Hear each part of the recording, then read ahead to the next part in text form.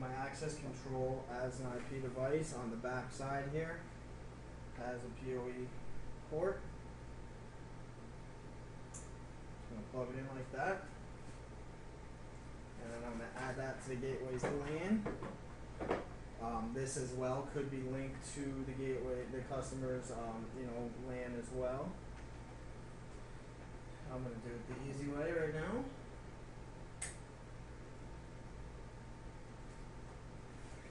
That will be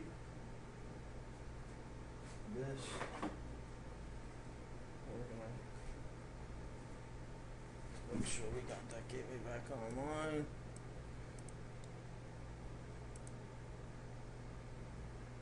Connected.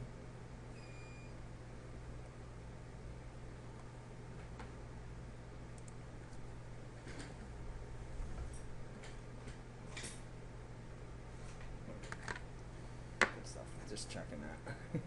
I didn't test it. Alright, so access control, we've already added it, so automatically linking the gateway's LAN.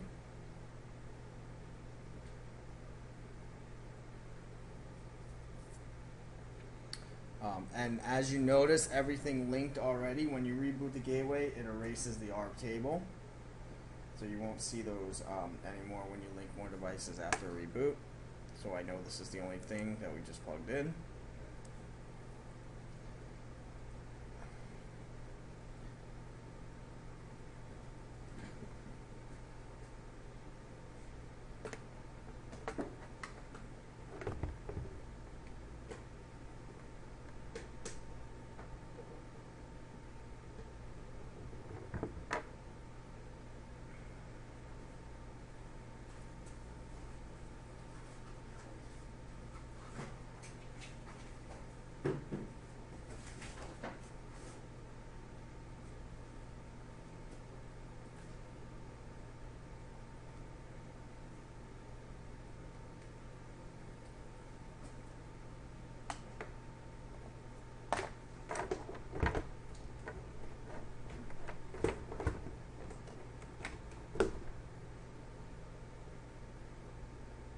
Getting a little messy. Bring that one back here.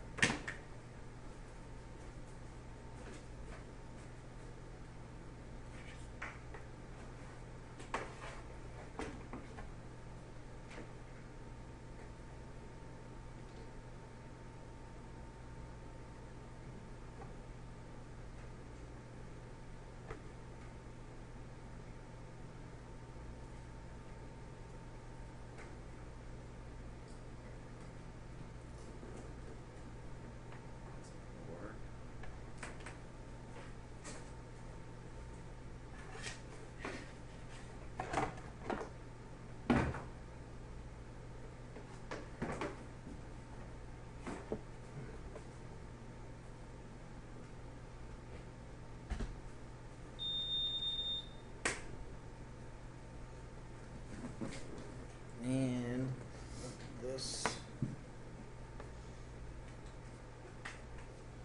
the alarm panel is a little bit different. There's a little bit of a trick to this that we do. I'll put it in this one, which is port 3.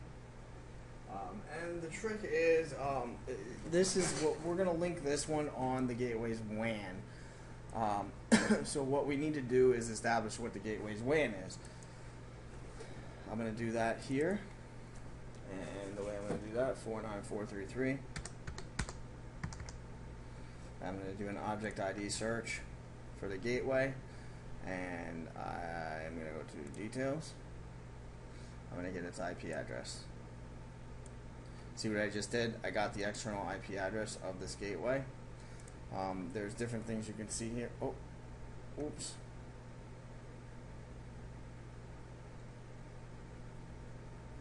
I want that to update.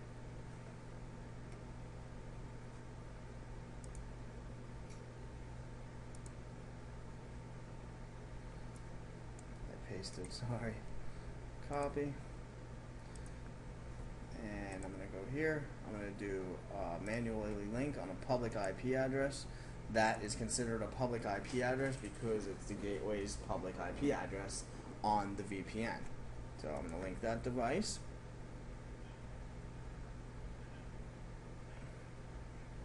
of that gateway on the VPN. Yes, that is the gateway's LAN address or WAN address. It would be 10 from your MikroTik router. That's the address it gives it, so it considers it a public. Right, exactly.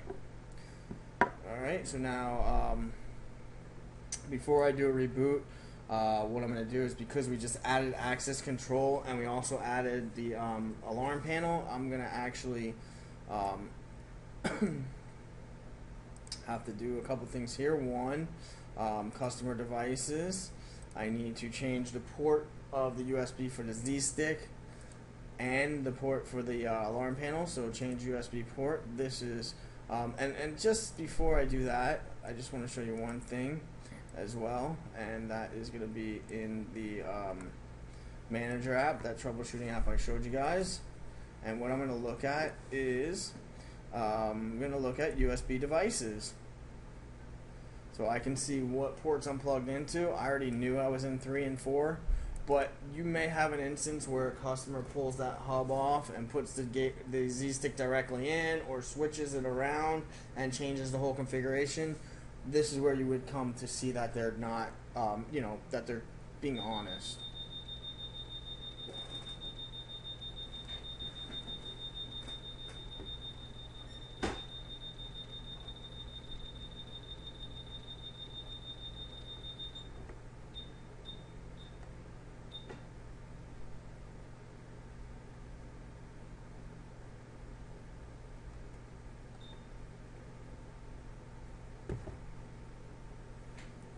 So 3 and 4. Now I'm going to go here. I'm going to say this is my USB Z-Stick.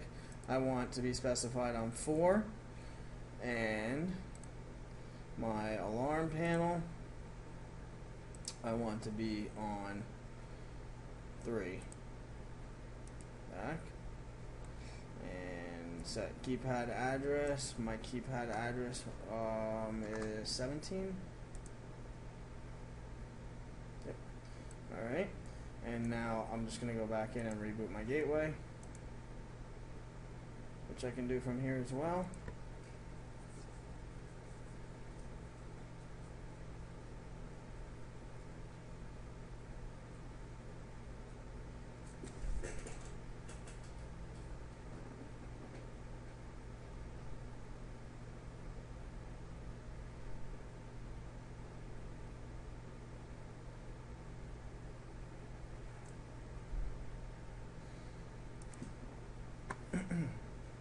The next thing you need to do, because we did the access control as well in the device manager, is create a database. So access control database, we're going to do a new database. We're going to get the gateway ID 49433. We're going to name it GCEC Training.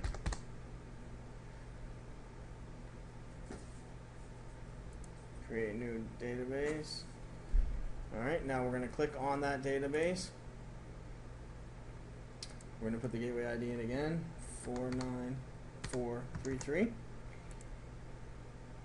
It's going to list the access control reader. We're going to check it off and update it, and we just added it to the access control. Once the gateway reboots, we should